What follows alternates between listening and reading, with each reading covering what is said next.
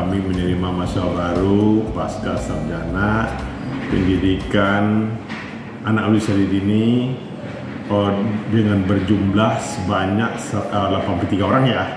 83 orang, di mana dalam aktivitas ini rata-rata mahasiswa baru PAUD itu saya lihat tadi itu hanya laki-laki 2 orang.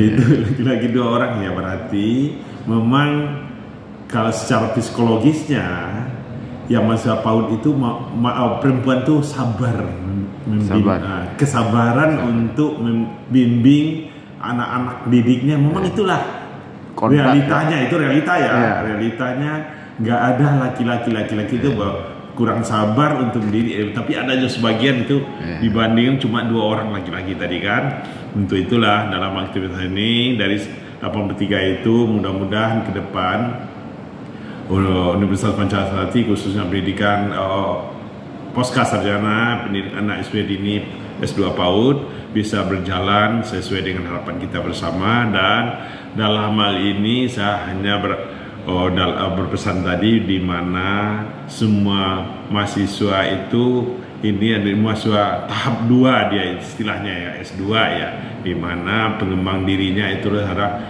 berinteraksi lagi kembali, kuasailah teknologi gitu kan, itu intinya. Tanpa menguasai teknologi sekarang akan ketinggalan. Itulah ke depan semua mahasiswa yang ada baik S1 S2 di Universitas Pancasarjati harus menguasai teknologi. Baik itu teknologi itu enggak di apa aja, teknologi itu bebas penguasaan sekarang ini kan. Ada kebebasan penguasaan teknologi dan tidak bisa kita hindari teknologi tersebut. Itu kalau kita hindari berarti otomatis kita ketinggalan. Itulah sama pendidikan S2 PAUD ini kedepannya bisa berjalan dengan baik. Itu adalah salah satu teknologi itu perlu salah satu barometer untuk mengembangkan diri ke depan lebih baik gitu kan. Fasilitas yang berikan untuk otomatis kami di sini itu sarana prasarana lengkap ya, lengkap semua. Dosennya yang paling utama itu dosen ya, dosennya itu semuanya S3.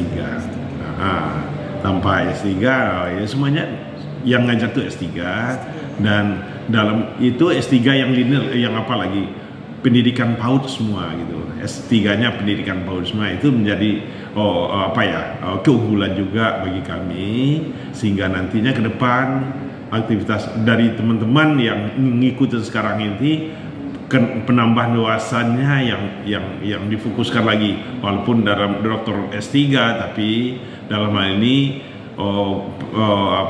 kuasailah kan dalam pendidikan itu ada tridharma perguruan tinggi.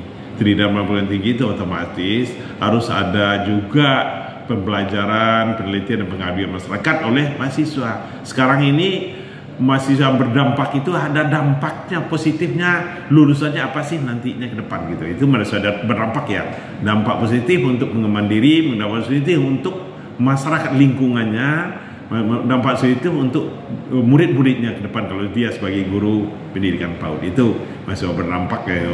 Untuk itulah kita ke depan itu harus terus mengembangkan itu semua, dan mungkin teknologi-teknologi yang ada sini, internet udah lengkap semua gitu kan, teknologi-teknologi untuk menggunakan wifi-nya udah bebas gitu semuanya ya. Dan pendidikan PAUD itu tergantung juga, ada juga lab kami kok, ada lab khusus untuk PAUD gitu kan.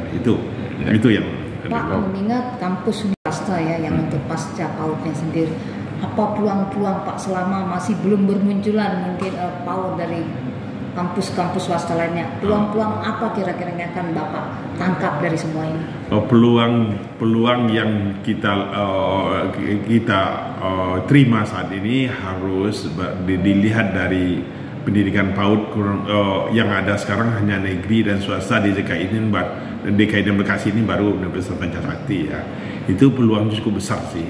Tapi karena keadaan ekonomi yang mulai menurun saat ini ya, otomatis peluang itu pendidikan PAUD itu relatif income-nya kecil. Itu tapi motor penggerak untuk masa depan gitu kan. Bagaimana ke depan itu antara aktivitas-aktivitas tersebut ada